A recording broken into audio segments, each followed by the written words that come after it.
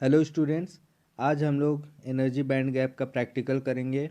इस प्रैक्टिकल में हम सेमीकंडक्टर मटेरियल का एनर्जी बैंड गैप फाइंड करेंगे। तो ये सेमीकंडक्टर मटेरियल के एनर्जी बैंड गैप को फाइंड करने के लिए किट है। यहाँ पर एक वोल्टमीटर लगा हुआ है और यहाँ एक एमीटर लगा हुआ है और इस किट में एक ओवन लगा हुआ है और इस ओवन के अंदर ही हम लोग सेमीकंडक्टर मटेरियल को रखते हैं। ठीक है, इस ओवन से होकर एक थर्मामीटर लगा हुआ है जिसकी सहायता से हम लोग टेम्परेचर को मेजर करते हैं। तो इस ओवन में हम लोग जर्मेनियम सेमीकंडक्टर लिए हैं जिसका energy band gap 0.7 electron volt होता है। ठीक है, अब हम लोग देखते हैं कि इसका रीडिंग कैसे लेना है। तो सबसे पहले आप लोग ये टेबल बना लीजिएगा। फर्स्ट में सीरियल नंबर रहेगा, दूसरा टेम्परेचर जो कि डिग्री सेंटीग्रेड में है, उसके बाद करेंट और फिर टेम्परेचर को हम लोग को केल्विन में कन्वर्ट करना है। उसके बाद ये 10⁻³ है और लास्ट log IS है। ठीक है, तो अब हम लोग देखते हैं कि रीडिंग कैसे लेना है। तो सबसे पहले हम लोग इस ओवन के स्विच को ऑन करेंगे और जैसे ही ओवन के स्विच ऑन हो जाएगा हम लोग का टेम्परेचर इंक्रीज़ होगा और टेम्परेचर लगभग 70 टू 75 तक इंक्रीज़ करना है। जैसे टेम्परेचर 70 टू 75 इंक्रीज़ हो जाए हम लोग को ओवन को बंद कर देना है। ठीक है, तो मान लो मैं टेम्परेचर को 75 तक इंक्रीज़ किया। 75 तक इंक्रीज़ होने के बाद ओवन को ऑफ़ कर दिया और जैसे ओवन को ऑफ़ किया मैंने 75 डिग्री सेंटीग्रेड टेम्परेचर पर जितना भी करंट है उसको नोट कर लिया। ठीक है, अब 75 डिग्री सेंटीग्रेड के बाद मैं ओवन को बंद कर दिया है। तो ओवन को बंद होने से हम लोग का टेम्परेचर भी अब कम होगा। अब टेम्परेचर जैसे ही 70 पे पहुंचता है हम लोग फिर से इस करंट की रीडिंग को नोट करेंगे। ठीक है, वैसे ही 5-5 के डिफरेंस में हम लोग को करंट नोट करते जाना है।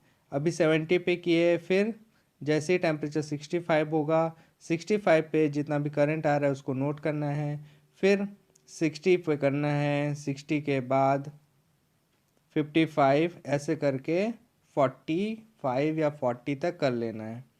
ठीक है, तो यहाँ पर हम लोग टेबल देखते हैं।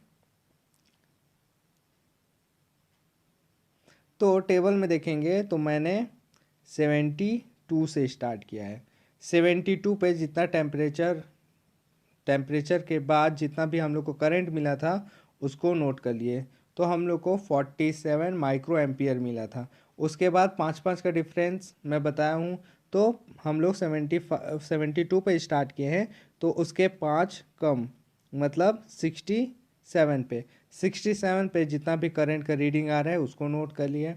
उसके बाद फिर से 5 डिग्री सेंटीग्रेड कम, तो 67 के बाद 62 पे जो भी करंट आ रहा है उसको नोट कर लिए। फिर 57 पे जो करंट आ रहा है, ऐसा करते करते 32 तक जो भी हम लोग का करंट आ रहा है उसको नोट कर लिए। अब हम लोग क्या करेंगे कि ये जो टेम्परेचर मिला है हम लोग को वो डिग्री सेंटीग्रेड में मिला है, उसको हम लोग केल्विन में कन्वर्ट कर लेंगे। ठीक है, और केल्विन में कन्वर्ट करने के बाद हम लोग कैलकुलेशन करेंगे 10⁻³ और log IS का। ठीक है, ये हम लोग का IS है और ये हम लोग का टेम्परेचर T है। तो हमने ये देखिए पूरा कैलकुलेशन कर लिया है। ठीक है, अब हम लोग को 10⁻³ और log IS के बीच में ग्राफ प्लॉट करना है और ग्राफ प्लॉट करने के बाद जो हम लोग का EG होता है जो कि एनर्जी बैंड गैप होता है वो स्लोप पॉन -5.0 036 इलेक्ट्रॉन वोल्ट होता है। ठीक है, तो हम लोग 10⁻³ और log IS के बीच में जो ग्राफ ड्रॉ करेंगे उसका जो भी स्लोप आएगा उसको -5.036 से डिवाइड करेंगे तो हम लोग का एनर्जी बैंड गैप निकल जाएगा। ठीक है, तो हम लोग सबसे पहले ग्राफ प्लॉट करते हैं। तो ग्राफ हम लोग को प्लॉट करना है 10⁻³ और log IS के बीच में। ठीक है, तो ये हम लोग का 10⁻³ का टेबल है और ये log IS का। अब हम लोग को ग्राफ प्लॉट करने के लिए सबसे पहले एक्स एक्सिस में 10⁻³ ले लेंगे और वाई एक्सिस में log IS ले लेंगे।